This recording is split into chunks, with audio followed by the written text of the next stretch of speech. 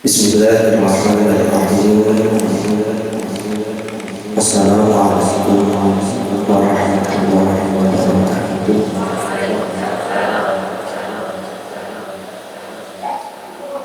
Alhamdulillahirabbil alamin. Wa bihi nasta'in 'ala umuri dunya waddin. Wassalatu wassalamu ala asyrafil anbiya'i wal mursalin sayyidina Muhammadin wa ala alihi wa sahbihi ajma'in. Amma ba'd. Yang terhormat jajaran pembina Yayasan Khairiyah Hasyim Sebelah, yang terhormat jajaran pengurus Yayasan Khairiyah Hasyim dan juga jajaran pengawas Yayasan Khairiyah Hasyim Sebelah, yang terhormat Ketua Majelis Syuro serta jajaran majelis pengasuh pondok Salafiyah Syafiyah Sebelah, yang saya hormati para pengasuh, direktur madrasah, direktur pondok pesantren di lingkungan Yayasan Khairiyah Hasyim Sebelah, yang saya hormati para pimpinan unit mulai dari madrasah Aliyah, madrasah Aliyah, madrasah Ibtida'iyah, dan tamat tahlilan Khairiyah, yang saya hormati para guru, para asatidz dan ustadzah di lingkungan Yayasan Khairiyah Hasyim Sebelah, dan juga para hadirin, para hadirat, bapak-bapak dan ibu-ibu, wali santri, wali murid di pondok dan madrasah Salafiyah Syafiyah Sebelah. Alhamdulillahirabbil alamin. Pada kesempatan pagi hari ini kita bisa berwajah bertemu kembali di rutinan kita di ahad waqi. Insyaallah yang ketiga ini bisa beristiqomah seluruh. Alhamdulillah, kita patut bersyukur karena kita semua mendapatkan kesempatan bisa berwajah. Kumpulnya kita di majelis ini insyaallah menurunkan rahmat dari Allah Subhanahu wa ta'ala. Sholawat dan salam semoga tetap terlimpah curahkan kepada junjungan kita Nabi besar Muhammad sallallahu alaihi wasallam, teriring untayan sholawat Allahumma salli ala sayyidina Muhammad, Allahumma salli wa sallim wa barik alaihi. Para hadirin dan hadirat rahimakumullah, boten kraos tibaipun sak sepasaran dari ahad wage ketemu ahad wage malih, dan alhamdulillah hari ini suara saya sudah kembali pulih, tidak seperti ahad wage yang lalu. Cuman jenengan pun kuatos nggih ibu-ibu, nanti kuatir mikirnya ngeten. Wingi suarane serak-serak ae jam 11:30 kait mari lah, saiki suarane wis pulih ndane jam piro marine. Pun kuatos niku. Makanya niki kita mulai lebih awal, berapapun tadi yang hadir, kita start 9:30 kurang sedikit kita mulai. Nanti harapannya mudah-mudahan Tidak sampai 10.30 kita bisa selesai. Paling tidak 10 lebih 29 sudah kita akhiri. Berarti kan belum setengah 11. Sehingga para ibu-ibu, mak-mak niki sing selak lapo-lapo mangke saged melanjutkan aktivitasnya. Sampai ngojok sampai kemudian wis aku gak teko ahad wage wong ngaji kok sowe ngomong opo ae lah. Niki jangan sampai, karena niat kita itu untuk menjalin silaturahim. Sekaligus kita mendownload rahmat Allah melalui istighotsah, sekaligus ada majelis ilmu. Karena majelis ilmu niku para rawuh itu yang dikatakan oleh Hadratur Rasul sallallahu alaihi wasallam. Beliau niku pernah dawuh kepada para sahabat-sahabat beliau. Kalau kalian melewati taman-taman surga, maka berhentilah untuk menikmati taman surga itu. Niki terjemahannya ngoten, terjemahan bebas niki. Sahabat tangleten Rasulullah, ya Rasulullah, napa maksudnya taman surga niku? Lalu Rasulullah menjelaskan, termasuk di antara taman-taman surga niku, yaitu yang di situ ada majelis ilmu yang bisa mengajak kita, mengingatkan kita.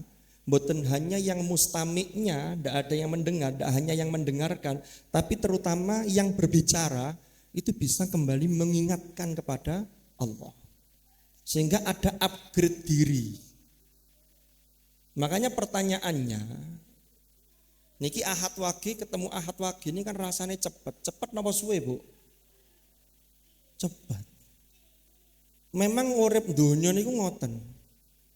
Dulu ketika kula lan panjenengan tasih MI kaya ngenteni umur 40 tahun kan jek suwe. Tiba begitu usia 40 rasanya kecek tas wingi. Saya rasanya baru kemarin ketika di kelas ada Bu Rima yang masih aliyah waktu itu, sekarang sudah jadi guru. Jadi donya niku ngoten, rasanya baru kemarin tibake lo moro-moro. Bu Iza loh sekarang sudah jadi guru. Cepet ngoten lho. Terus ndelok kalender iku lho, ya Allah marin 2024 wis katintek. Ketemu 2020 berarti kan umurnya tambah akeh, kontrake tambah karek dilu. Karena kontrak ini kan sudah ditetapkan tetapi kita enggak tahu.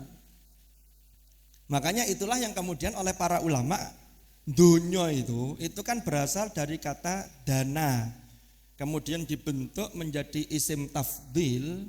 Dunya itu bentuk muannas, maka dunya itu maknanya yang terdekat, yang hina, yang rendah. Soalnya apa? Dari sisi waktu saja itu terasa cepat sekali.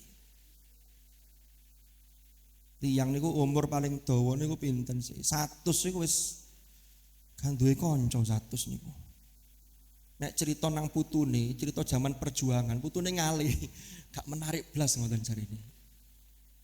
Jadi makanya ini kita manfaatkan, termasuk kita hadir di majelis-majelis ilmu, tidak hanya di sini tapi di tempat-tempat lain untuk kita mengupgrade. Sehingga dari ahad wage ke ahad wage, pertanyaan yang harus selalu kita tanamkan di kula nggih panjenengan, terutama kula niki. Iya sak sepasaran niki saya ada peningkatan apa? Dari sisi kualitas, dari sisi kuantitas ibadah kita, dari sisi bagaimana interaksi kita dengan orang lain, bagaimana perlakuan kita dengan orang-orang terdekat kita, itu harus ada perbaikan-perbaikan. Kalau enggak, rugi. Naudzubillah. Para hadirin dan hadirat rahimakumullah, monggo kita lanjutaken ngaos kita. Niki ngaos sak jam niki sak baris gak tutup kadang-kadang. Mboten napa-napa. Karena memang majelis ilmu ini kan oleh Rasulullah disebutkan termasuk taman di antara taman-taman surga. Makanya kula niku angen-angen, iya ya. Kanjeng Nabi ngarani majelis ilmu niku taman surga, berarti di majelis ilmu niku jangan ada kebencian, jangan menebar kebencian. Makanya wonten majelis ilmu, wonten ceramah sing isine benci kono, benci kene, niku pesan sebagai taman surga tidak tersampaikan. Karena jenenge swarga niku Mboten wonten permusuhan. Salamun qaulam mir rabbir rahim. Terus ten swarga niku sesama anggotanya itu tidak ada yang punya rasa dengki. Wa naza'na ma fi sudurihim min ghillin tajri min tahtihimul anhar. Maka kita berharap majelis ilmu ini menjadi sarana kita untuk berlatih menjadi penduduk surga, sehingga nanti kita ketika kembali kepada Allah dan akhirat niku betul-betul min ahlil jannah. Amin ya rabbal alamin. Bismillahirrahmanirrahim. Qala al-muallif rahimahullahu taala wa nafa'ana bihi wa bi ulumihi fid dharain amin. Niki memang judul kita tetap mengacu pada kitab, tapi nanti penjelasannya tutuk endi ae. Monggo para rawuh, para bapak, para ibu ingkang rawuh sambil bawa kitab niku lebih baik. Insya Allah mboten larang kok. Kitab Adabul Alim niki regine namung 2.700. Ini punya saya masih ada tulisannya 2.700. Belinya tanggal 16 Mei tahun 1997. Jenengan nek titip kula monggo 2.700. Maya kula padosaken nek ono. Jadi niki 2.700. Jenengan bayangaken 2.700 dikengen nulis ngeten dados tamboten lek jenengan sing diutus nulis. Cuman kemarin saya tanyakan Gus Mirza, puteranipun Gus Zaki. Itu yang kitabnya niku sekarang harganya 18.000. Ini kalau jenengan ngastok kitab terus dimaknai, terus ditulisi penjelasannya. Niki saya dulu ketika mondok lho niki, oret-oretan kula niki ten pinggir-pinggir niki. Karena ini kitab ketika sejarah ini, ketika dulu zaman tasik mondok dan itu masih tersimpan hari ini. Niki bab niki ngaji ke Gus Sisom tanggal 16 Mei 97 pukul 16.29 lebih 50 detik. Wonten tulisannya niki. Cuman waktu niku ngaji langsung nggih, mboten ngeten niki. Lah niki kan situk-situk dijelantah. Bismillahirrahmanirrahim. Kita melanjutkan hadis pertama yang dikutip oleh Hadratus Syekh Kiai Haji Hashim Asy'ari. Kemarin kita sudah membahas satu dari 3 hal yang menjadi hak bagi anak, yang itu adalah kewajiban bagi orang tua. Faqad ruwiya an Aisyah radhiyallahu anha an Rasulillah sallallahu alaihi wasallam qol haqqul waladi ala walidihi. Yang pertama an yuhsina ismahu. Ini yang sudah kita bahas kemarin. Sebelum melanjutkan yang kedua para rawuh, ada satu hal yang perlu kita kupas. Niki di hadis niki Rasulullah dawuh ngeten, hakul walidi ala walidihi, hakul waladi ala walidihi. Walid niku dalam bahasa Arab itu diartikan dengan bapak. Dan walid niku bapak kandung. Niku beda dengan abun. Kalau ab dalam bahasa Arab itu bisa dipakai untuk bapak kandung atau untuk bapak yang bukan kandung, bisa paman. Itu bisa pakai abun. Kalau walidatun itu ibu kandung. Kalau ummun niku bisa kandung, bisa tidak. Makanya para istri Rasulullah niku disebut ummahatul mukminin, yaitu ibunya orang-orang beriman, dalam arti ibu bukan ibu kandung. Tapi karena ini ummahatul mukminin, maka mendapatkan kehormatan yang luar biasa. Dan para istri Rasulullah niku tidak boleh dinikahi oleh selain Rasulullah setelah Rasulullah wafat. Karena posisinya seperti ummahat tadi itu. Kita lanjutkan. Yang ingin kula sampaikan, Di dalam sabda Rasulullah niku Rasulullah mengatakan ala walidihi. Walid berarti bapak. Apa pesannya? Pendidikan anak termasuk yang paling bertanggung jawab dalam sebuah keluarga niku bapak. Loh berarti ibu nyantai. Loh enggak, nanti dulu. Jadi kita bicara soal tanggung jawab yang paling utama. Makanya doa pernikahan niku Rasulullah lek ndonga niku kan barakallahu lak. Asli teksnya itu bukan barakallahu lakuma, enggak, tapi barakallahu lak wa baraka alaik baru wa jama'a bainakuma fi khair. Ini kalau kita lacak memang tanggung jawab tiang jaler niku berat. Kula niki nate angen-angen. Jumatan itu setiap Jumatan itu kan kalau ayatnya kan berlaku umum. Ya ayyuhalladzina amanu idza nudiya lis-sholati min yaumil jumu'ah fas'au ila dzikrillahi wa dzarul bai'. Tapi kemudian ditaksis oleh hadis Rasulullah sallallahu alaihi wasallam ada 4 golongan yang tidak wajib melaksanakan Jumatan. Di antaranya perempuan. Tapi bagi laki-laki yang sudah memenuhi syarat wajib, ya wajib Jumatan. Sekaligus kalau tidak ada Jumatan, ada kriteria tertentu wajib mendirikan dan mengadakan Jumatan. Terus Jumatan wanur khutbah. Khutbah niku menurut Imam Syafi'i rukunnya itu paling tidak ada 5. Salah satunya ada namanya wasiat takwa. Makanya ben khutbah niku bapak-bapak nggih jenengan mesti mirengaken ittaqullah. Jangan protes. Iki ben Jumat balak-balik ittaqullah. Itu rukunnya. Kalau ndak ada itu ndak sah. Terus kula angen-angen, iya ya, opo kok wong lanang sing diwajibno Jumatan. Oh.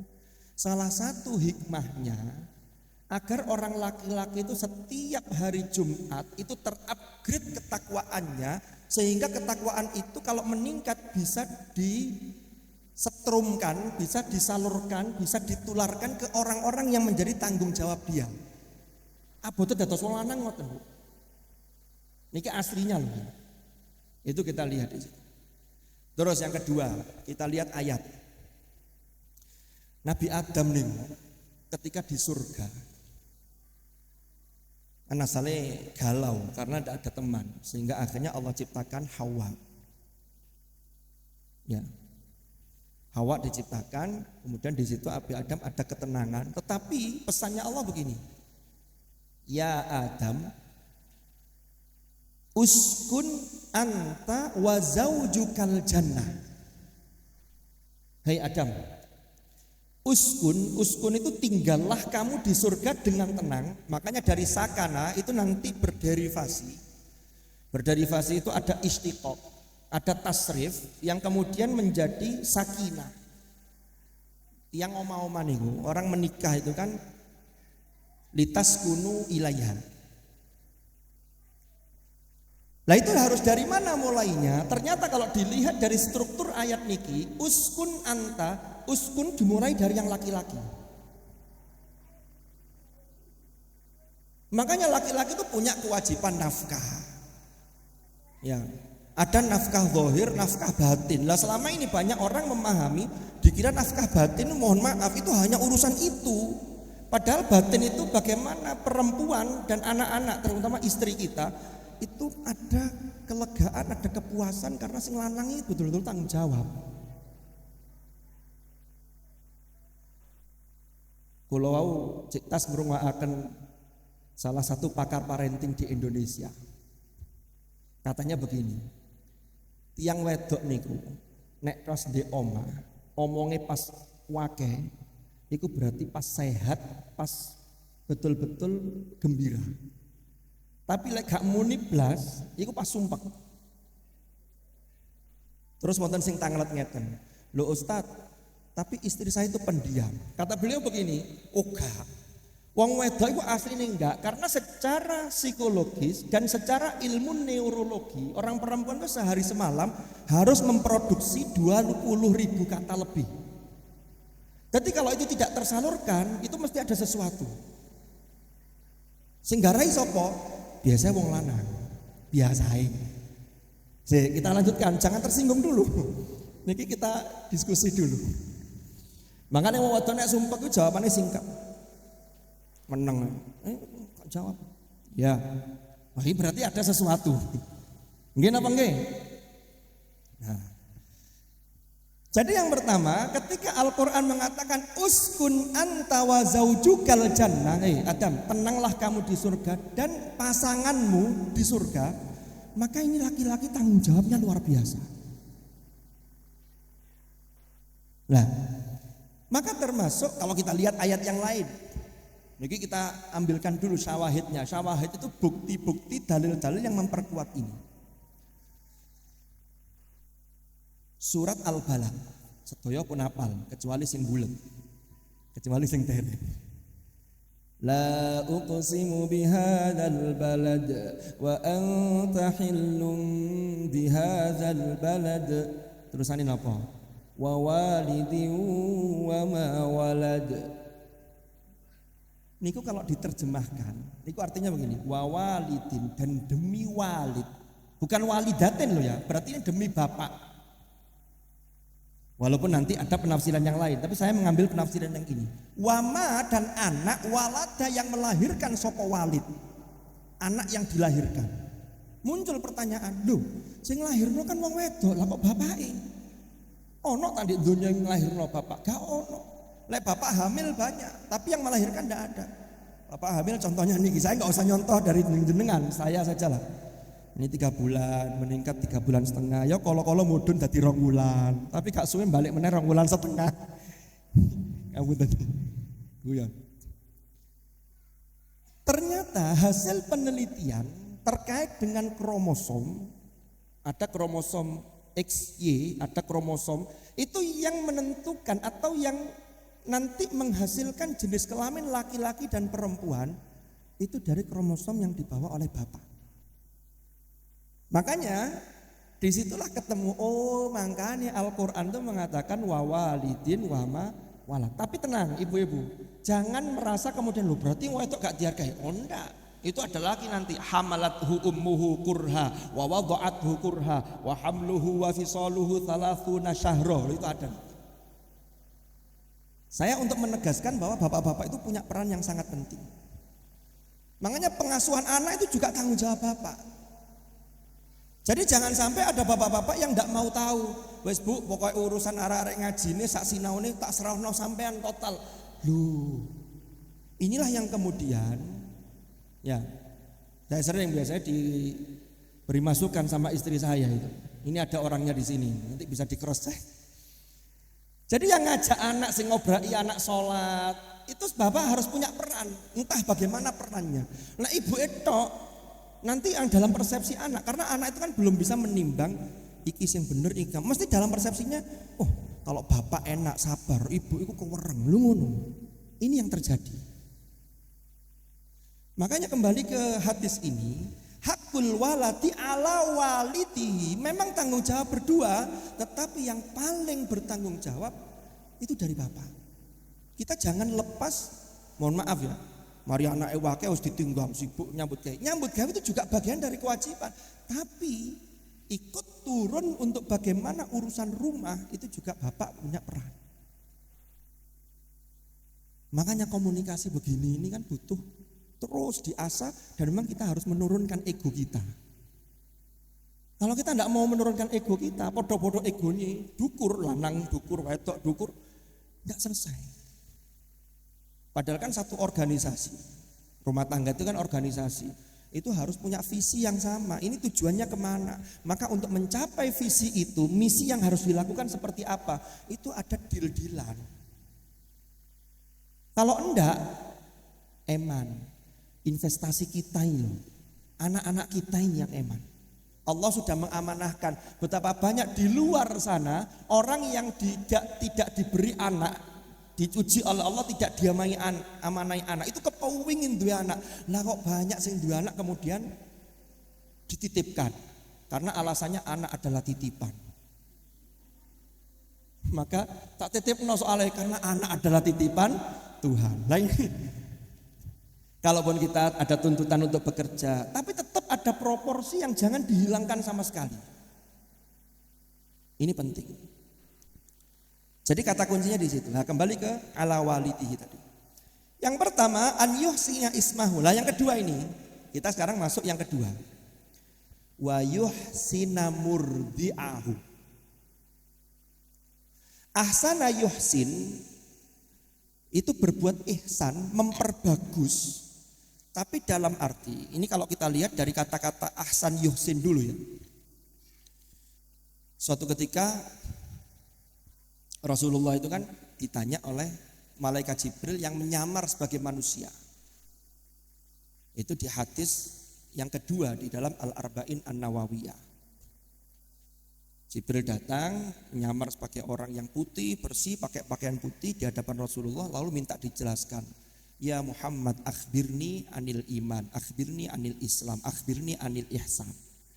Ihsan itu kata Rasulullah, anta budallaha ka'annaka tarahu fa illam takun tarahu fa innahu yaraka. Sehingga ihsan itu implementasinya adalah memperbagus sesuatu melebihi dari kadar yang biasa. Itu ihsan. Ada satu kitab yang ditulis oleh Sultanul Ulama Asy-Syaikh Izzuddin Ibnu Abdissalam. Ini yang sering dikutip oleh Gus Baha. Judul kitabnya Syajaratul Ma'arif. Kitab Syajaratul Ma'arif itu kuat-kuatnya Syekh Izzuddin Ibnu Abdissalam itu singkat tapi padat. Beliau mengambil satu ayat, tapi ini kalau dijelentrehkan itu untuk khutbah bisa 2 kali khutbah atau 3 kali.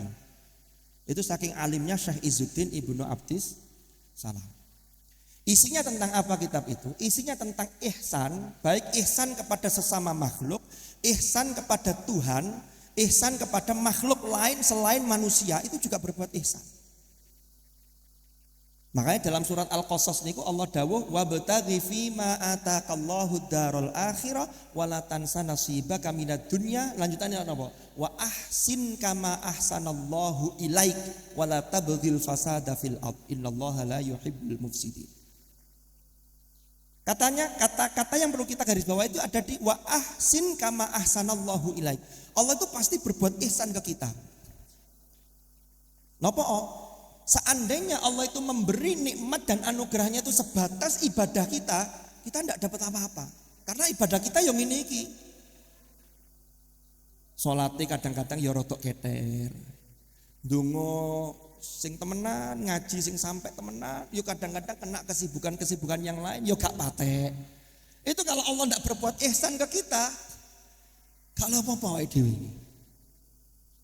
Tapi kan Allah itu mencontohkan ihsan yang luar biasa sehingga kita itu diberi apresiasi walaupun kita ini belum maksimal tapi sudah ada usaha. Itu Profesor Quraisy Shihab itu pernah memberi gambaran tuh begini. Ono wong tua atau guru boleh ke murid-muridnya. Ono arek iku srawegep, sopan, kan begitu. Tapi gak patek pinter. Nah ujian, kemarin habis PTS, dikoreksi, terus nilai ini ku adoh lah. Pokoknya guru ya Allah hari ini apa ya cara mulang ini, diwalak-walik, wis dijelasno, juga paham-paham. Sama orang tua juga begitu melihat mama ada anak yang begitu. Maka biasanya guru itu akan melihat begini, oh arek iki wis serius sinaune, tapi memang kemampuannya segitu. Maka guru itu berbuat ihsan. Kalau guru itu adil-adilan, kamu gak iso iki. Tapi ada berbuat ihsan, maka di situ setinggan wae sakno wong arek iki lho sregep. Kecuali kalau anaknya ndak pernah masuk, misuan, wis gak karuan, itu biasanya ndak ada yang menguatkan. Angel iki. Kan begitu. Jadi dilihat usahanya. Sama dengan kita ini wis ibadah mahdhah sudah kita lakukan walaupun dengan pas-pasan secara kualitas. Tapi tetap gak kita tinggalkan. Maka suatu ketika kita ini butuh ya Allah, mepet mentok, disitulah Allah mengatakan dalam firman-Nya, wa may yattaqillaha yaj'al lahu makhraja. Barang siapa yang mengupgrade ketakwaannya, bertakwa kepada Allah, prestasinya terus diperbagus walaupun belum maksimal, Allah jadikan bagi dia, Allah berikan jalan keluar. Karena semua orang itu pasti punya masalah. Tapi tidak semua orang punya mbak Allah. Karena ada emas ada mbak. Jadi kalau masalah semuanya punya emas. Kita kembali ke materi. Ihsan. Jadi ihsan itu dalam konteks kita melakukan sesuatu melebihi dari yang biasanya. Ada orang mengucapkan salam, kita jawab waalaikumsalam. Itu belum ihsan, tapi kalau waalaikumsalam warahmatullah, kita tambahi warahmatullah berarti ihsan. Kita minjam uang, begitu ngembalikan ditambahi jajan sak kresek, kita berbuat ihsan ketika nyaur. Itu namanya ihsan. Ada orang tidak pernah ater-ater ke rumah kita, tapi kita tetap ater-ater ke rumahnya, itu ihsan. Kalau mau pas-pasan, terus gak usah diteri, diloncati, wong kono gak tahu selamatan, gak tahu ater-ater lah, itu kalau ndak ihsan. Ini contoh di masyarakat. Ya, kita tetap berbuat baik. Lah, makanya di sini ketika ayyuhsina wa yuhsina, maka bapak-bapak, baik calon bapak atau sudah jadi bapak itu harus memperhatikan ini, karena ini menjadi haknya anak. Yang pertama kemarin sudah kita bahas kan ngasih nama yang baik. Yang kedua nopo? Yuhsina murdi'ah. Nopo yuhsina murdi'ah itu? Memperbagus murdi'nya. Kenapa kok saya sebut murdi? Nah, karena ada beberapa penjelasan. Murdi, ini kursinya empuk, cuma sendenannya kadun. Emang kata senden kok kata ngeblak rasanya. Mungkin nanti untuk pekan depan Ustaz Hakim setelah MC jenengan di sini biar saya bisa senden jenengan. Ganjel kayak gini. Enggak. Saya enggak minta ke panitia bantal kok enggak. Nanti khawatirnya dianggap rewel jaluk sembarang kali. Wonten jane nek mobil loh. Tapi kesuwen lek njogok makin balik wis 10:30 kudu diakhiri. Ya. Ini wis jam pinten iki. Loh, sudah lebih 9. Nah, kita kembali ke materi. Yuhsina murdi'ahu. Murdi' niku dari ar-radha'a yurdi'u irda'. Maknanya apa? Menyusui. Ini makna asal secara lughah. Kan nanti makna itu ada lughatan, ada istilahan. Nanti istilahan itu ada yang istimal. Istimal itu yang dipakai dalam konteks apa, kan begitu. Murdi' niku maknanya orang yang menyusui. Orang yang menyusui ini laki-laki apa perempuan? Mesti wedok. Lanang gak mungkin nyusoni. Lah ibu-ibu mesti nyusoni. Mbuh nyusoni anake. Terus gak usah seterusno iki. Bahaya iki. Mesti Pak Bahru guyune paling banter iki. Mohon maaf, nggih. Ngapunten nggih ibu-ibu nggih. Niku kula nyritakaken pengalaman rencang kula, kok jenengan delok aku, oh pengalaman iki kakak sanes kula. Koncone kanca kula. Koncone kanca kula kembali nang aku dhewe tibae. Wes, kita lanjutkan. Kembali ke murdi tadi, mohon maaf ya, ini sedikit guyon. Mohon maaf kalau guyonnya dirasa kurang baik. Berarti pesannya begini. Murdi, kenapa kok Rasulullah mengatakan yuhsina murdi'ahu? Pertama yang harus kita lihat dari aspek ibu bagi anak-anak kita. Itu pertama, kalau masih dulu belum menikah, itu makanya Rasulullah kan dawuh begini, tungkahul mar'atu li arba'in. Ini banyak orang yang salah paham, dikira tungkahul mar'atu itu nikahilah perempuan itu karena 4 hal. Limaliha, wali jamaliha, wali hasabiha, wali diniha. Dikira golek papat iki disuruh nikahi. Enggak, padahal itu maksudnya Rasulullah itu biasanya wong lanang itu lek golek wong wedok nyari istri itu landasannya itu 4. Ya, golek sing ayu. Kalau ayu berarti kemarin sudah saya sampaikan wedake sari ayu. Karena sing manis wedake sari manis, kan ngoten. Terus yang kedua, hartanya, sugih. Yang ketiga, garis keturunannya, hasabiha. Terus yang keempat, lidinia. Lu kadang-kadang lo ya, sing akeh niku, kenapa kok Rasulullah mengatakan lidinia diakhirkan? Soalnya kadang-kadang itu menjadi pertimbang kesekian. Yang pertama dulu ayune dhisik, karena yang tampak zahir kan itu. Jare wong lanang, podo-podo ngeragati, golek sing ayu. Cuman kan soal jodoh kan tidak bisa begitu. Wis pokoknya wedok ya mesti ayu. Itu kalau kata guru saya, wis talab. Sakjane uang ayu dan enggak itu kan hanya karena cahaya. Wis lampune dipateni padha ae. Piro saya guru kula ngoten. Cari ini, kula mboten semerap ya wallahu a'lam. Kita lanjutkan lagi. Terus ngeten.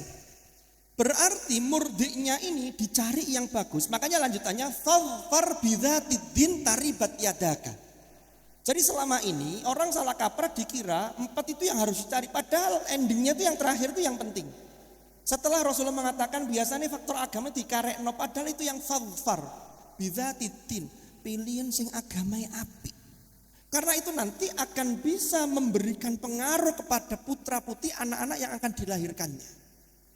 Ini kalau dari sisi kepribadian. Kalau murdik diartikan sebagai orang yang menyusui, sebagai perempuan, sebagai istri. Ini sudut pandang pertama. Dengan nek maos kitab niki terjemahan nih, itu ya hanya dapat begitu. Terjemahannya wis ngono tok. Saya baca salah satu terjemahan itu mendapatkan ASI yang baik. Padahal tidak hanya sekedar ASI. Terus yang kedua, kalau kita pakai terjemahan itu, ASI yang baik, maka kita harus berpikir secara lebih jauh. Berarti haknya anak itu pertama mendapatkan nutrisi yang baik dari sisi gizi sekaligus sisi halalan thayyibanya. Itu harus diperhatikan. Seorang ibu, kan sekarang itu hasil penelitian, anak baru lahir, itu kan langsung diberi ASI yang berapa jam pertama itu saya agak lupa. Itu kan mengandung kolostrum yang itu sangat baik sekali untuk si bayi yang baru lahir itu. Ya. Terus kemudian ASI eksklusif 6 bulan. Jadi untuk anak itu 6 bulan. Kalau ASI eksklusif untuk saya tidak tahu berapa lama. Saya lanjutkan. Lah untuk anak ini yang 6 bulan ini, maka berarti pertama kandungan ASI itu kan tergantung dengan nutrisi yang dimakan oleh si ibu. Berarti bapak-bapak ini punya kewajiban nafkah termasuk memenuhi agar bisa memenuhi nutrisi sang ibu sehingga anak-anaknya ini bisa dapat asupan yang bagus dalam kandungan ASI yang diminum kalau anak sampai usia 6 bulan. Terus dilanjutkan tambahi makanan pendamping ASI sampai usia 2 tahun minum ASI. Jadi harus diperhatikan, harus berbuat ihsan dari bapak-bapaknya. Terus yang menarik lagi, bicara soal asupan ASI, bayi itu kan memang 6 bulan itu eksklusif ASI, tidak makan yang lain. Tapi setelah itu kan ada makanan yang lain. Berarti apa? Berarti yang harus diperhatikan, yang menjadi kewajiban orang tua, terutama bapak, itu memenuhi bagaimana keterjagaan, kehalalan sebuah makanan itu yang masuk ke dalam tubuh anggota keluarga kita. Ya istri, ya anak-anak kita. Bu, pun kesel. Pak, pun kesel. Dereng. Alhamdulillah. Lanjut nggih. Dereng 10:30. Kedik malih. Berarti ngeten. Kenapa Rasulullah itu mengingatkan betapa orang tua itu harus memperhatikan soal makanan. Saya datangkan syawahid, kula datangkan syawahid. Syawahid itu bukti lain dari hadis. Wonten hadis dan Al-Arba'in An-Nawawiyah. Kalau tidak salah itu hadis yang urutan nomor 20. Hadisnya matannya bunyinya ngeten. Innallaha ta'ala thayyibun yuhibbu La yaqbalu illa thayyiban. Yuhibbut thayyib la yaqbalu illa thayyiban. Sesungguhnya Allah itu maha baik, maha thayyib. Yang Allah itu mencintai yang thayyib, sekaligus Allah tidak menerima kecuali yang thayyib. Makanya kita mempersembahkan amal kita itu berusaha ya apa carane sing apik. Menginfakkan sebagian harta kita diusahakan yang baik. Anfiqu min thayyibati ma kasabtum, kan begitu. Lah yang baik itu biasanya yang kita cintai. Makanya ada ayat lan tanalul birra hatta tunfiqu mimma tuhibbun. Kalian tidak akan memperoleh kebajikan sampai mau menginfakkan apa yang kalian cintai. Berat. Tapi untuk anak kita maka tidak ada alasan kecuali yang thayyib. Karena lanjutan hadis itu begini. Kemudian Rasulullah menyebut ada seorang laki-laki. Yang dia laki-laki ini rambutnya berdebu, badannya kumuh, kusam. Kenapa? Karena dia ini berkelana, melakukan perjalanan. Lalu kemudian dia ini sholat dan berdoa. Ya Rabbi, ya Rabbi. Rasulullah mengatakan begini, bagaimana mungkin doanya dikabulkan sedangkan makanan yang ia makan itu haram, bukan thayyib. Minuman yang dia minum haram. Kalau haram jelas tidak thayyib. Jadi gridnya itu begini, halal, thayyib. Kalau halal belum tentu thayyib, tapi kalau thayyib sudah mesti halal. Nanti kita jelaskan. Ya. Terus Rasulullah mengatakan begini, pakaian yang ia pakai juga berasal dari yang haram. Maka fa'anna yustajabulah, maka dari mana dia akan diijabah doanya? Karena dalam firman Allah, Rasulullah mengutip firman Allah. Ya ayyuhar rusul kulu minat thayyibati wa'malu sholihah. Wahai para rasul, makanlah yang baik-baik, minat thayyibat wa'malu sholihah, dan lakukanlah amal-amal sholih. Inilah kemudian muncul penelitian, apa sih kaitannya makanan dengan perilaku?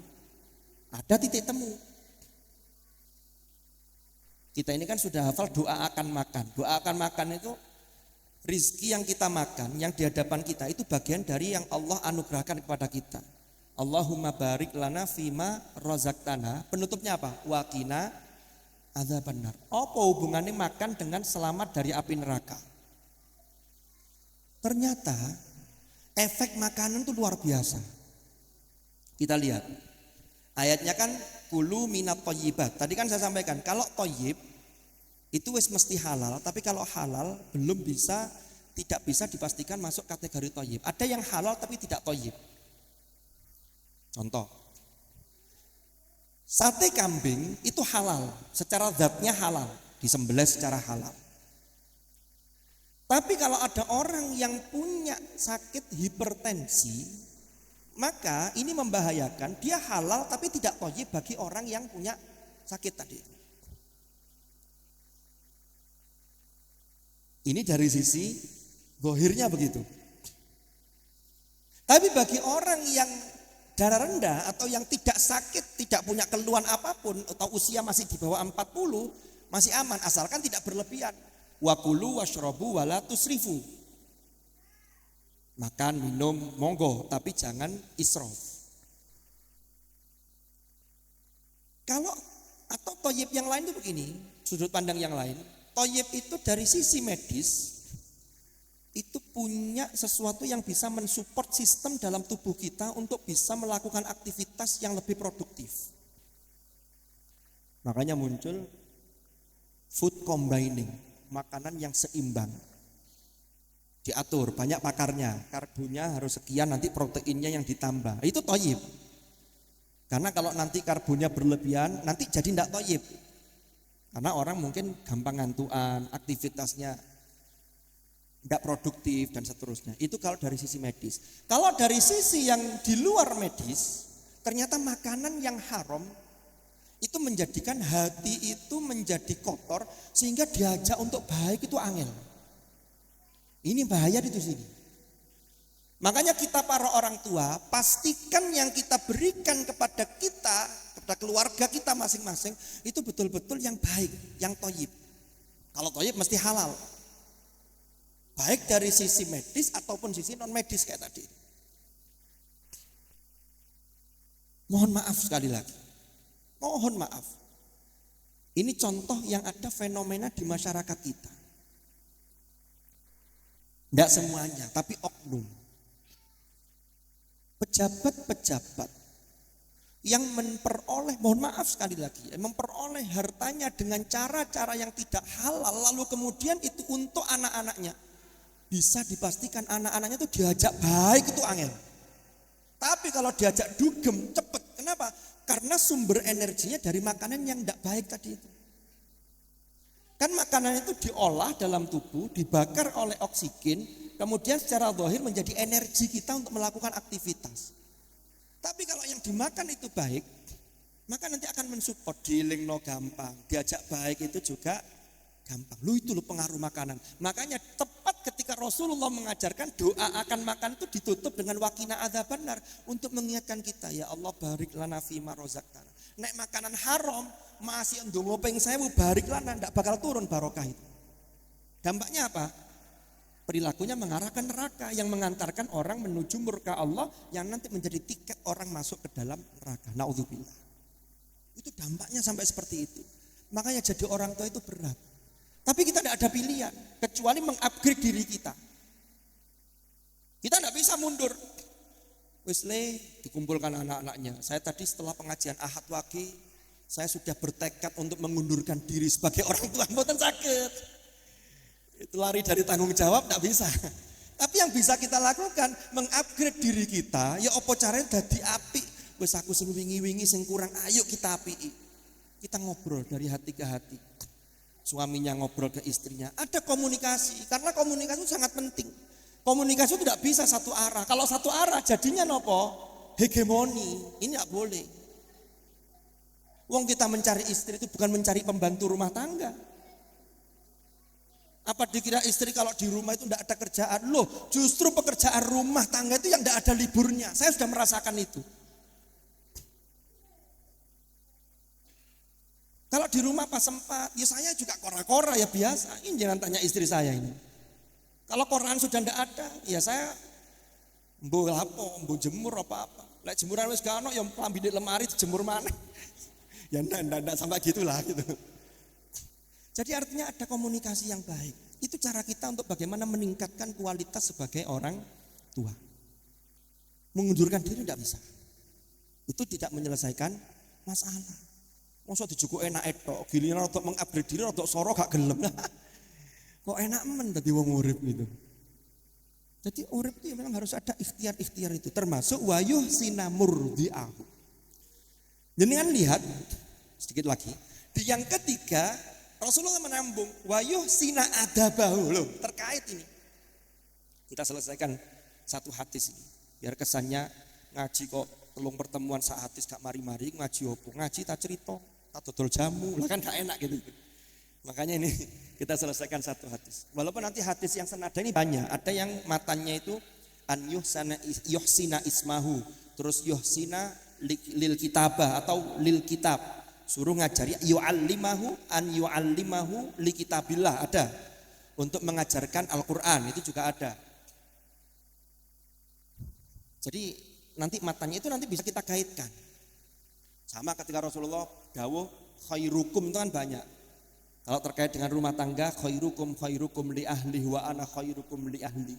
Sebaik-baik kalian adalah orang yang terbaik yang memperlakukan istri dan keluarganya. Dan aku adalah orang yang terbaik yang memperlakukan istri dan keluargaku, kata Rasulullah. Dalam konteks kita mengupgrade diri, khairukum man ta'allamal qur'ana wa 'allamahu.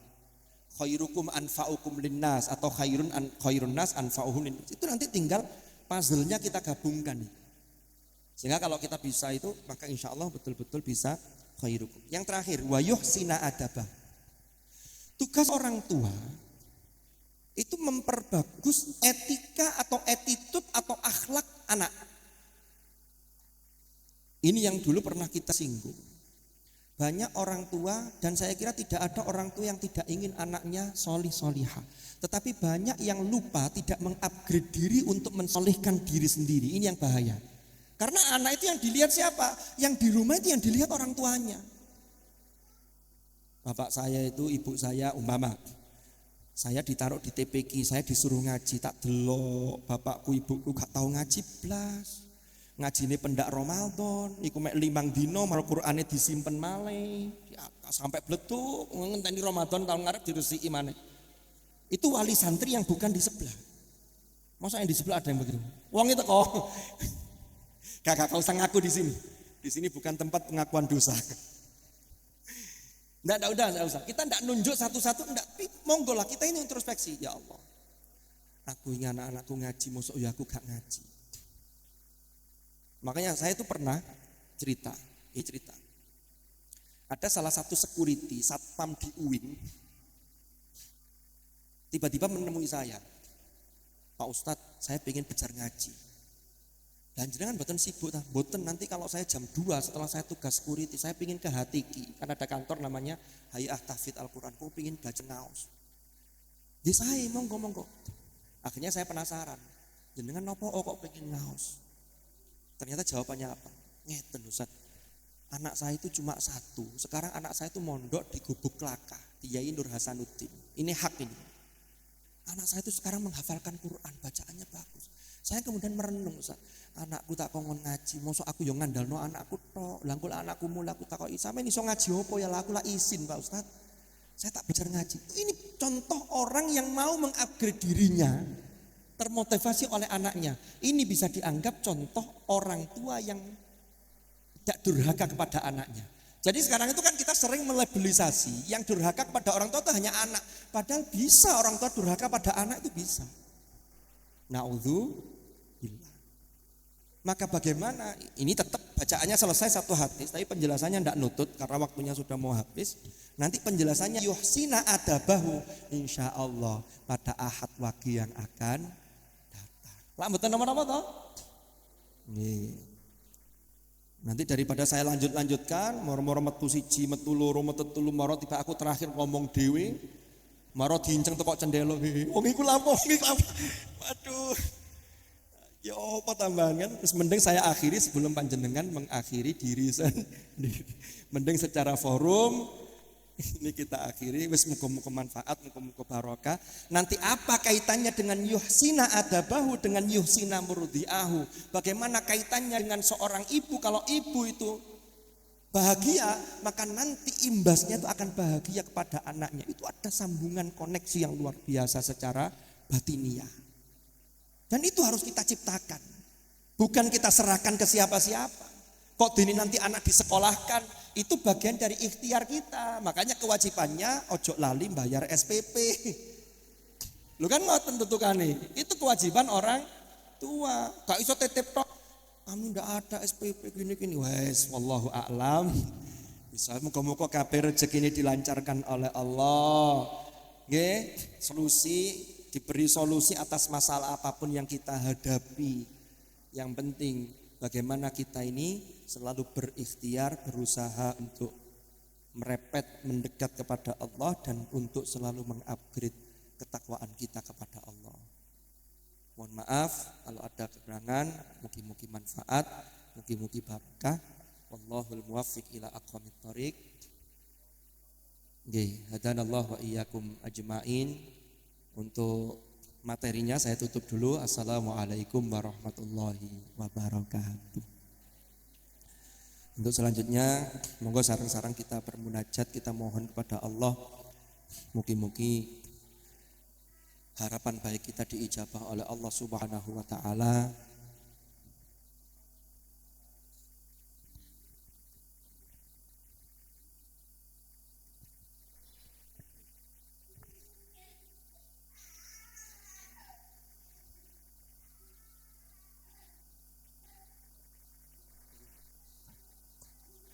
Nggih, mugi-mugi napa ingkang kita laksanakan niki saestu-estu saged mendownload rahmat dan ridho Allah Subhanahu wa taala sehingga hidup kula lan panjenengan sedaya keluarga kita ini tansah pinaringan barokah.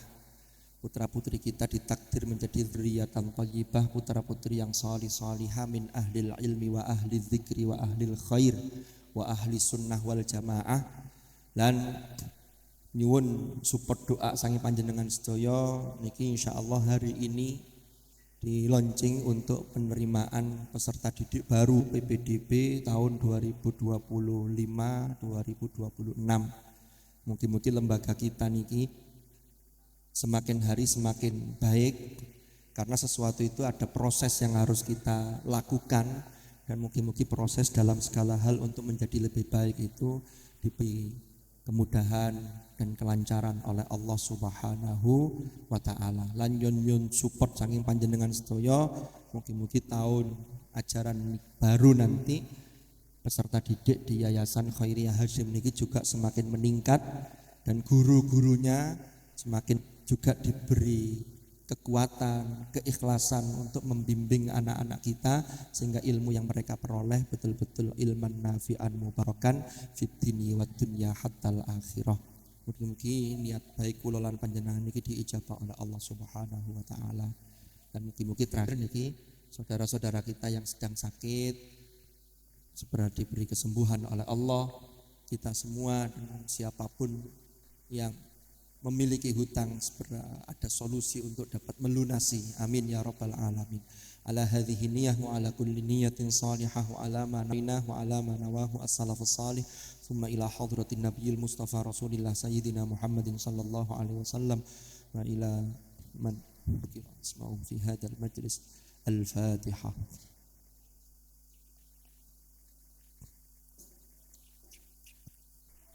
Bismillahirrahmanirrahim. Alhamdulillahi rabbil alamin.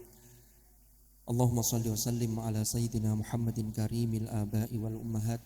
Allahumma salli wa sallim ala sayyidina Muhammadin salatan tunjina biha min jami'il ahwani wal afat wa taqdi lana biha jami'al hajat wa tutahhiruna biha min jami'is sayyi'at wa tarfa'una biha indaka a'la darajat wa tuballighuna biha aqsal ghayat min jami'il khairat fil hayati wa ba'dal mamat. Innaka ala kulli syai'in qadir. Allahumma ya Allah bihaqqil Fatihah wa bisirril Fatihah wa bihaqqi man unzilat alaihi suratul Fatihah an tuyassira lana jami'a umurina wa an tarzuqana rizqan wasi'an halalan tayyiban mubaraka wa an taj'alana auladana wa talamidana min ahlil ilmi wa ahlil khair wa ahlit tuqah wa ahlil dzikr wa ahli sunnati wal jamaah wa ja'alna wa iyyahum minal ladzina safaita min ibadika alladzina warithu kitabak wa sabaqu bil khairati bi idnik bi rahmatika ya arhamar rahimin. Fa fahamnaha Sulaiman wa kullan atana hukman wa ilman wa sakharna ma'a Dawud al jibala yusabbihna wat tayr wa kunna fa'ilin. Allahumma arzuqna fahman nabiyyin wa hifdzal mursal wa ilhamal malaikatil muqarrabin bi rahmatika ya arhamar rahimin. Allahumma a'inna ala dzikrika wa syukrika wa husni ibadatik. Allahumma ya musir yassir ya mudabbiru dabbir ya musahhil sahhil sahhil alaina kulla asir bijahil bashirin nazir sayyidina Muhammadin sallallahu alaihi wasallam. Rabbana ighfir lana wa li ikhwanina alladhina sabaquna bil iman wa la taj'al fi qulubina ghillan lil ladzina amanu rabbana innaka ra'ufur rahim. Rabbana ighfir lana wa li walidina warhamhum kama rabbawna shighara. Rabbana hab lana min azwajina wa dhurriyyatina qurrata a'yun waj'alna lil muttaqina imama. Rabbana atina fid dunya hasanatan wa fil akhirati hasanatan wa qina adzabannar wa adkhilnal jannata ma'al abrar ya aziz ya ghaffar ya rabbal alamin. Jazallahu anna sayyidana wa nabiyyana Muhammadan sallallahu alaihi wasallam ma huwa ahlu wa salamun alal mursalin walhamdulillahi rabbil alamin. Taqabbal du'aana bi fadlillahi ta'ala wa bi sirri asraril Fatihah.